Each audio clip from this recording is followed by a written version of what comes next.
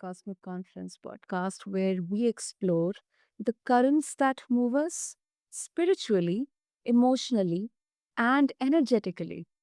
I'm your host, Sana, as always. And well, listeners, today's guest has walked the sacred bridge between creation and healing.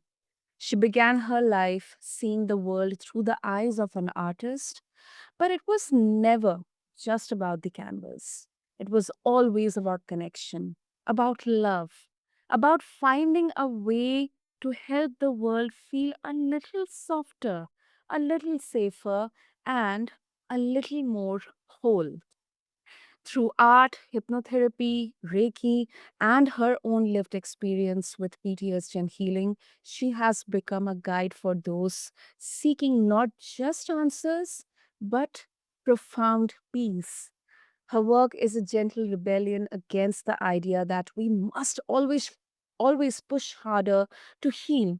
But sometimes, it's just about surrender, softness, and self-remembering. Well, this is a conversation about strength, not the loud kind, listeners. It's the quiet, steady kind, the kind that rebuilds from within. So let's welcome Elizabeth into the circle. So, Elizabeth, welcome to Cosmic Confluence, and I'm really, really honored to have you here with us. Oh, thank you so much for that amazing, intricate introduction. I don't think I've ever been introduced quite so eloquently before. And this is so unique and refreshing because whenever we talk about strength, we always picture loudness, muscles, or maybe power, authority. But it's not like that. Sometimes embracing the vulnerability within us is our strength. So we'll definitely have a conversation on this. But Elizabeth, before that, I would love to explore your journey. You spent 15 years as an artist. So what kind of strength does it take to pour emotion into something so personal and then share it with the people out there? And it really requires, a lot of strength and courage. Yeah. So, yeah. Yeah, any artist in any field is very brave because you take this little piece of your soul and you pour it into whatever it is you're doing. If you're singing, if you're painting, if you're doing sculptures, or if you're writing, it's this part of you that you're then presenting to the world. And then you're sitting there being judged by the world, doing art fairs. That is the art fair people out there of the world, they are the strongest because people come in and they will say anything. They just forget that you're there. And so you have this little part of your soul that you put out there for the world to see. And when it resonates with somebody, when someone connects with your work, it's beautiful because they're connecting with you. And it's such an amazing feeling. I had one young man at one Mhm. point come up to me during a show and say, "Is it normal? I cried. Is that I cried at your artwork. Is that weird?" It's like that was so beautiful. Of course, I still remember it because the work that I did was touching him in a way that it made him feel vulnerable and emotional. And I thought that was really a powerful connection. And for me, everything's about connecting with people, and I feel that's why we're here is to connect with each other. And that's what I was doing with my art was, I'd go deep into meditation and try to bring some of that spirituality and some of that higher energy through in my art. And when people connected with it, they were connecting with, the energy of love. And that's what I always hope to bring forward into the world. Even as like a little young child, I knew I was going to be an artist growing up. I remember being 5 and knowing I was going to be an artist. I think my parents set me on this path. I have auditory processing disorder, so it didn't appear to be that I was very smart because growing up in the '80s, especially, and even as a small child, you're hearing everything. And so for me, it was really hard to process what people were hearing or what people were saying and what I was hearing in school. So, and I could draw really well. So I think my parents just streamlined me into this, field of being an artist. And the question I always had in my mind, and this is the child version of it, so it sounds kind of silly, but how am I going to save the world with art? For me, it was always about bringing love into the world and helping this world become a better place, as much as I can in my life. So that's what being an artist was to me. Wow. And I especially I mean, so much connect with that question you have had as a child. Because as a child, we are full of innocence. And at least if we talk about 80s and 90s, and Right. to Exactly. we we had no clue how the outer world is. We are, just curious. We are playful. We are innocent, sometimes naive. And then we think about, okay, I'm gonna save uh, i- this world, with being a pilot or an astronaut or an artist or a singer or a pop star. So many dreams and dreams we had as a child. So now when you look back, at that question, Elizabeth, do you feel fulfilled, or do you still feel that, there's a lot to be done? I'm not, satisfied with what I'm doing right now. I mean, what are your feelings, if kind of you get back to your childhood version of you? Let's say you and you, Elizabeth as a child is they're sitting, face to face.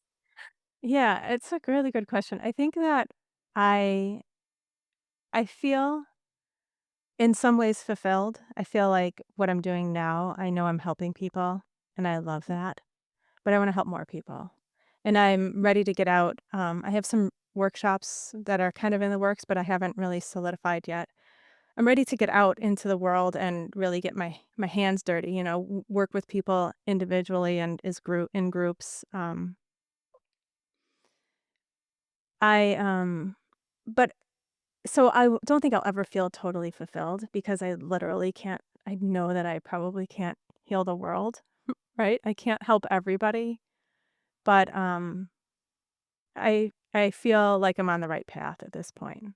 Like I'm watching my trajectory, and as my kids get older, because I'm a mom first, and that's always going to be my first priority is making sure my kids are on their own trajectories and are feeling fulfilled and loved and supported. But the older they get, the closer I get to being able to, grow and get bigger and, affect more people and have more of an impact positively on the world. So, yes and no. I feel fulfilled, I feel like I'm on the right path, and this work that I'm doing now is very fulfilling, I enjoy it, but I wanna reach more people, for sure. I wanna be able to help more people. That's huge, and that's beautiful. That's beautiful, Elizabeth. And uh, that is itself a sign of strength. And also, what I feel, keeping in mind what we are seeing today. Um, yeah, it is so huge, and it is so courageous and beautiful to help others feel loved. But then also as a helper, sometimes it takes a toll on you mentally, emotionally, or physically. We as a parent, as a caregiver, as a healer, it definitely does take a toll. That's what I have learned with so many conversations on podcasts. So how do you hold yourself in those kind of situations, when you get to experience ingrained trauma, that can be from childhood, or maybe horrifying events which are kind of, eating the people inside from within? How do you hold yourself? So, for me, I face my traumas head on, and I have PTSD. And when I get triggered, everything stops, and I take the moment because especially with PTSD, your tendency is to wanna, ignore it, ignore it, ignore it, but it's not gonna go away. So instead of just ignoring it, I just face it, and I look at it, and I watch the flashback because I get flashbacks, and, I go through it and I do my hypnosis, I get quiet, I meditate, and I allow myself to experience and feel everything, and then I get to the other side. It's not the pretty way, and it's not there's nothing really magical about it. It's just allowing yourself and honoring the feelings that you have instead of shoving them away, because that doesn't work. That's how we make, you know, drug addiction and alcoholism and angry people, is by shoving it down. So for me, the only way to do it is to go right into it and face it every single time. And it's not easy. And I don't always want to look at it, but I just do. And then I get through it. And I have great support from my husband. He's a Mhm. good egg. Hmm. Yeah.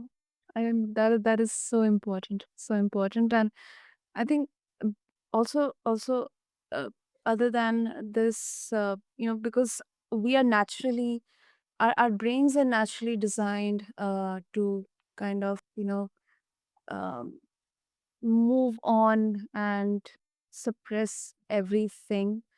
It's kind of also could be because we are in a society which doesn't I'm not generalizing it, but generally it is not, it's kind of embarrassing that you are seeking for help, you are saying that no, I am not fine, I'm not good, I need help, and I'm asking for help.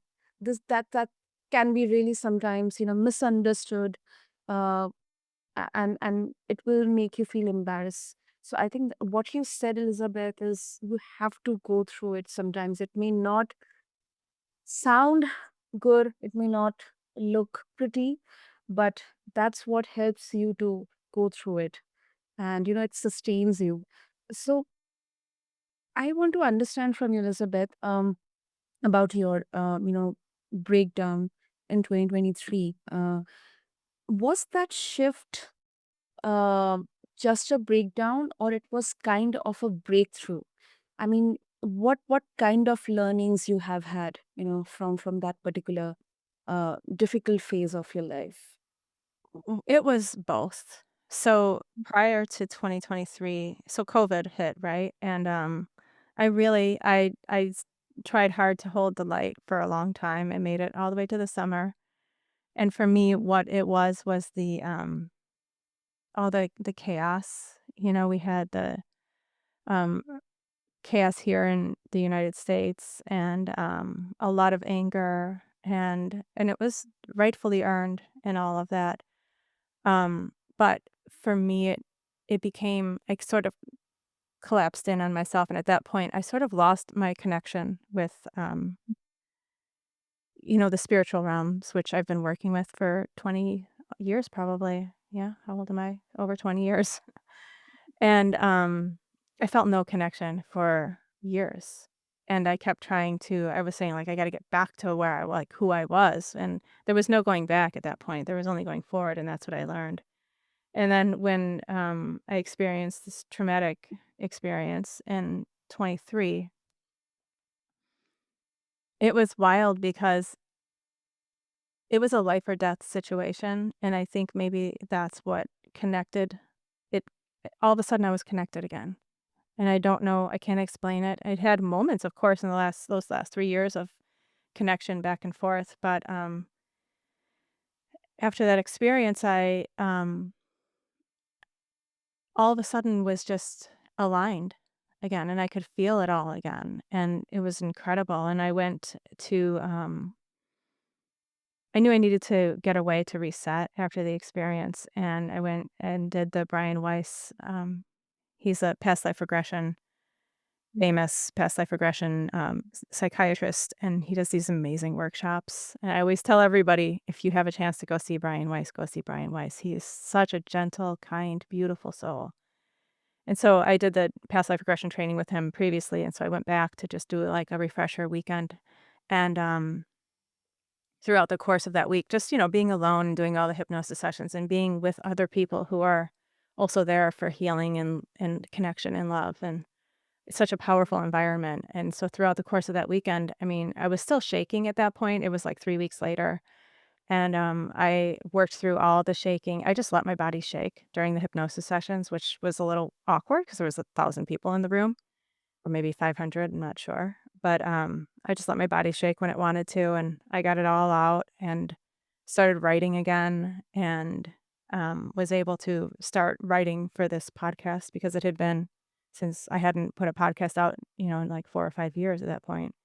So I started writing again and started getting ready to produce the podcast that I'm currently, working on. So it was both a sh and I also in that time period, as you say, like, life gets so busy, after I got through that initial shock, it was a good I had the kids for the summer, and I didn't want we had just gotten through COVID. I was like, "These kids can't have another abnormal summer." And so I pushed through and didn't even realize I had PTSD until they went back to school, and as soon as they went back to school, that was it. I had to take a good 7, 8 months to just Mm. feel and live through all the flashbacks and everything, and of course, I was working through it, but a lot of it was just couching under the covers.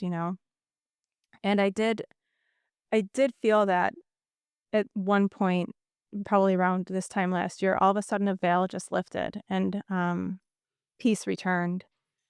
And so it was, yes, both a shift, Mhm. and it was, um, yeah, mostly a shift, I would say. It really brought me back to my center, and I'm not sure what aspect of going through trauma brought me back to being centered. Maybe it was having to focus on myself. I'm really not sure. Or maybe it was the life or death situation. I'm not sure. Mm. Sometimes it's better to not have all the answers, but to just course through forward and try to get back to our own self. Or get back to the new version of who you are.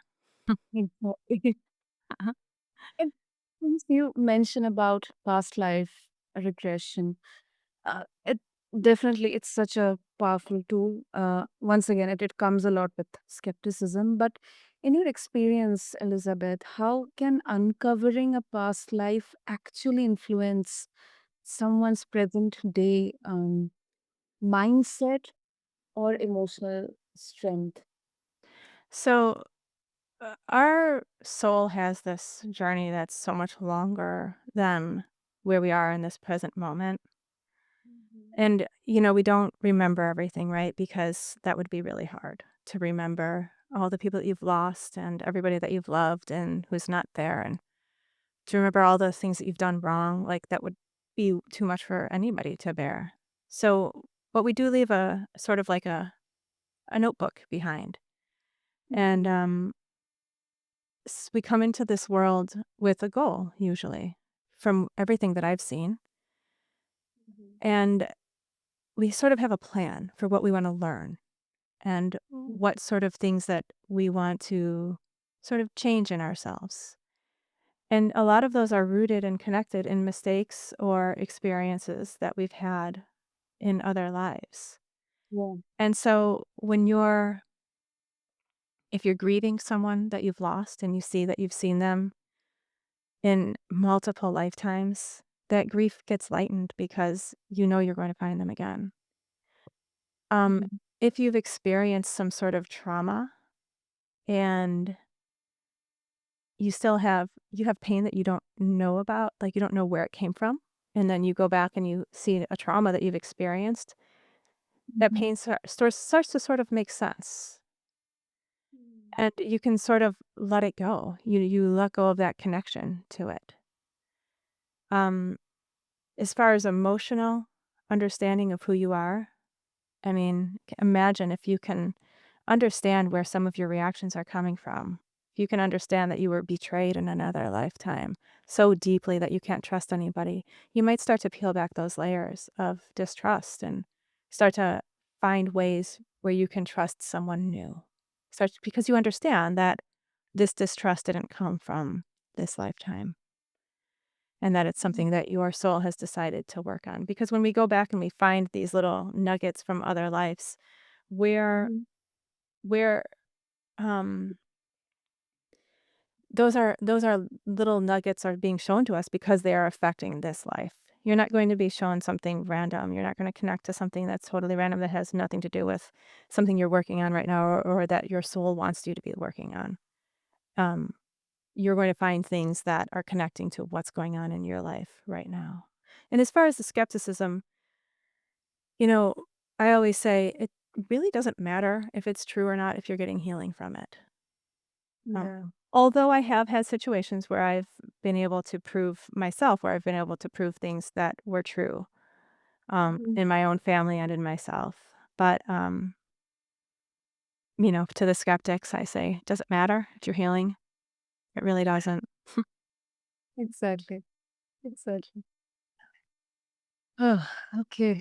That's interesting. That's empowering at the same time. Um, and also, you mentioned about higher self.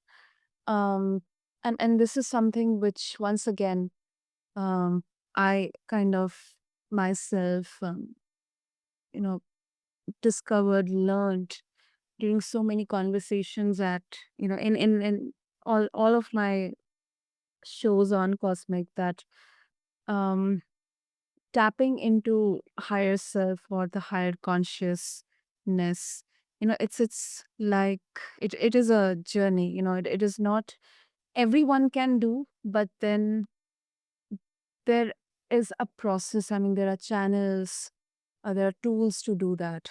And since you blend hypnotherapy with a soul-centered approach, how do you help someone tap into their higher self? Not just as a concept, but as a lived, felt experience, which they can anchor uh, or kind of merge with their real life challenges. So we do this a lot in hypnotherapy. I do this a lot in my podcast too, where we get really still and quiet. And when you're in the deeper hypnagogic states, where your brain waves sort of slow down. So our brain waves when we're awake, they have these peaks and valleys, and the deeper into hypnosis we get, the slower we get. And in that state of mind, we're sort of able to process things on a slower, deeper level. And so what we do in my work, what I do is I take people out of this world. I'll bring you out into the universe. And from there, you can explore your higher self. You can explore past lives. You can explore anything you want. And so when we're talking about exploring your higher selves, a lot of times what I do is I'll take you to I have this building that I like to go to. And in this building, it's sort of like the Hall of Records, but Yeah. bigger. And there's a room for healing. There's rooms for past life regression. There's rooms for seeing your own accomplishments. Future progressions. Like we can do anything in this. It's like a magical building. So what we're doing is we're creating environments for your mind to sort of anchor into, to give you an experience that your mind can hold on to experience something that's very ethereal and um, maybe not concrete in this world. So typically, what I would do for a higher self connection is you'd do something like you'd go out into the universe, and then we usually do like a cleansing wash where you move through this beautiful golden warm light. And when your mind is in this state, you can really experience these things. You can really feel the warmth and you can feel tingling. And it's interesting because your mind can help you experience things that you normally couldn't conjure when you're in this state. And so when we're doing a higher self work, a lot of times we go back and we find ourselves back in this other world that's a little bit like Earth, but not quite. And then we go into this building and you go find a room and maybe you see yourself in there and you can talk to yourself and ask questions and connect with, your higher self as if you're standing face to face. And then maybe we'd merge with your higher self or something like that. But I mean, that's just like an example of the type of thing that we would do to connect with your higher self, but there is 1,000 different ways, which is why I, can do this podcast where we actually do self-hypnosis sessions in the podcast because there's 1,000 different ways to do everything, and it just depends on the person and what they actually connect to. So I like to do a bunch of different things on the same a bunch of different sessions on the same subject just to, make sure that so everybody out there has something to connect to because we're all going to experience all of these things differently, and we're all going to connect to different styles of hypnotherapy. So, but I do love Yeah, doing the higher self work. I think it's powerful. yeah, it is definitely powerful. Who knows Uh, better than you? yes, yes. But I think consciously it is tough, right? I mean, do you have like any prerequisites, before someone sits in that session, that they need to have clarity, and any kind of a cleansing session, or it's just like you sit, you connect, you talk, and then you get on to the session immediately. Yeah, so what we do is usually I'll talk about what we're going to do and what the subject matter is. And really, that's just to put your mind at ease as part of the hypnosis session, actually, it's starting to calm you and put you down into that calm state of mind. But there's no prerequisite. There are, and I've never come across anybody, but there are people out there who will take longer to be able, I believe everybody can be hypnotized, right?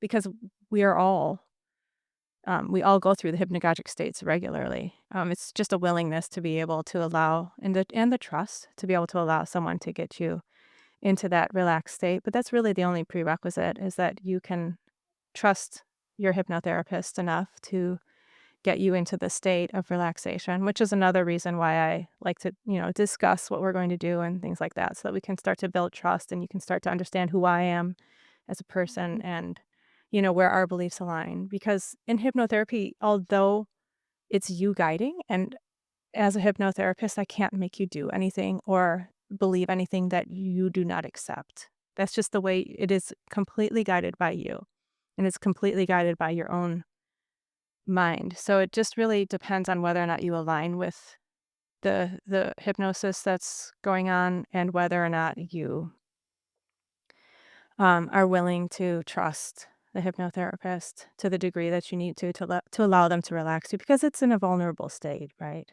Mhm, yeah. Relaxed and pretty much asleep awake. So Like letting all the guards out and just surrendering. exactly, exactly. But anybody can do it. Anybody can connect to their higher selves. Anybody can connect to their intuition. Anybody can connect to the universal love that's available. And actually, I think that the universal love would enjoy it if everybody did connect because it's sort of like when you do find your connection to that flow of love, it's like, where have you been? Like, why we've been waiting here for you to connect. So there's no prerequisite. There's no amount of meditation you need to do first. You can just jump in whenever. Wow. Wow. And I would like to conclude this conversation. So the times we are in, Elizabeth, the era we are in. So it's like how nature works.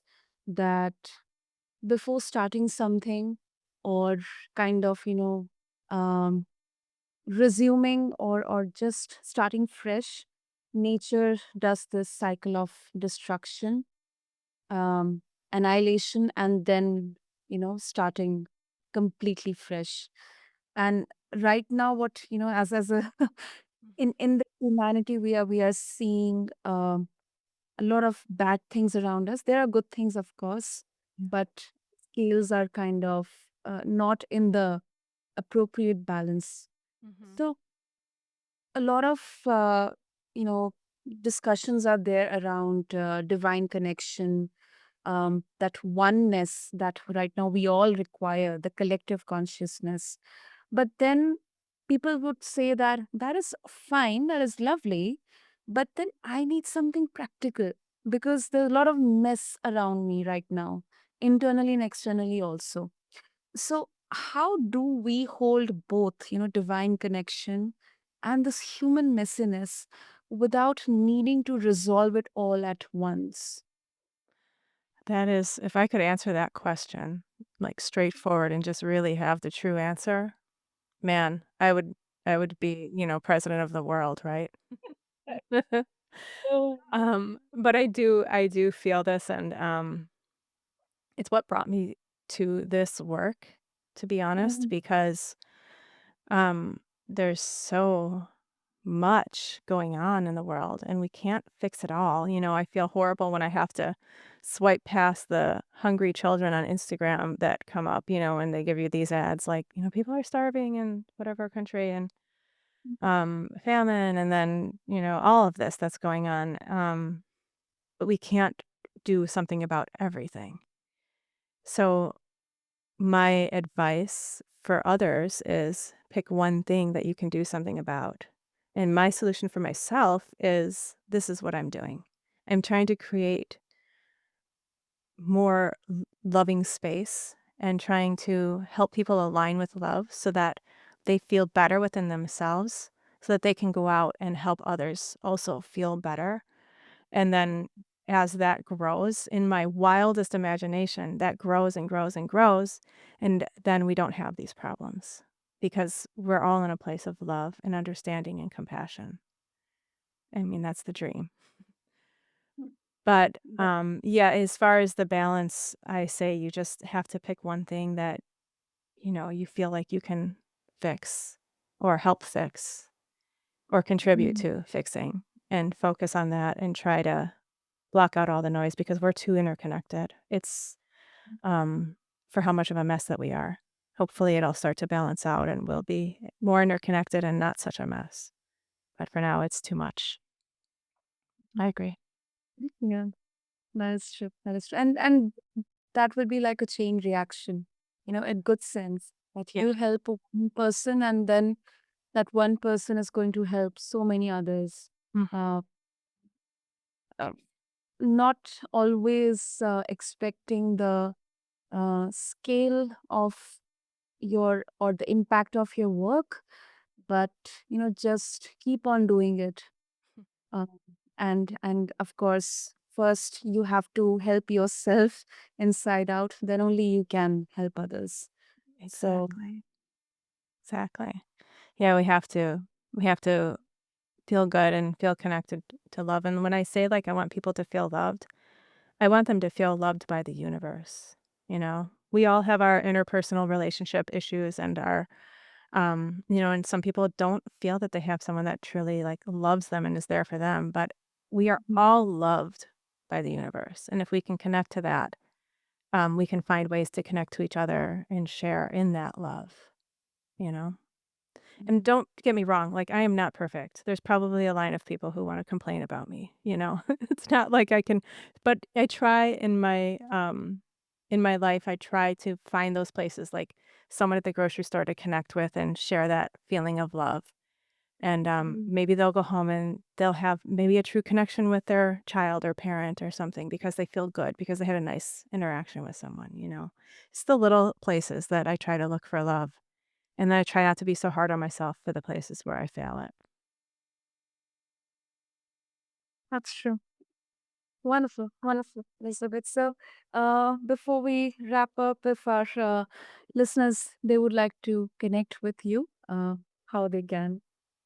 So I have my website is elizabethcatherine.com with a C, and, there is where I list, everything that I've got going on, which, at the moment is mostly my podcast, which is self-hypnosis for healing. So connect with me there. We'll talk for, like, maybe 10, 15 minutes. If I have a guest, sometimes it's a little longer. I don't do a lot of guests, but occasionally we do. And then in the next session is a self hypnosis session where we explore everything from belief change to the entire universe. So I'd love to have some of your listeners come join me. Wonderful. I'll make sure to have all the links in the show notes. And uh, in today's conversation, Elizabeth, this was really, really that softness and that calmness.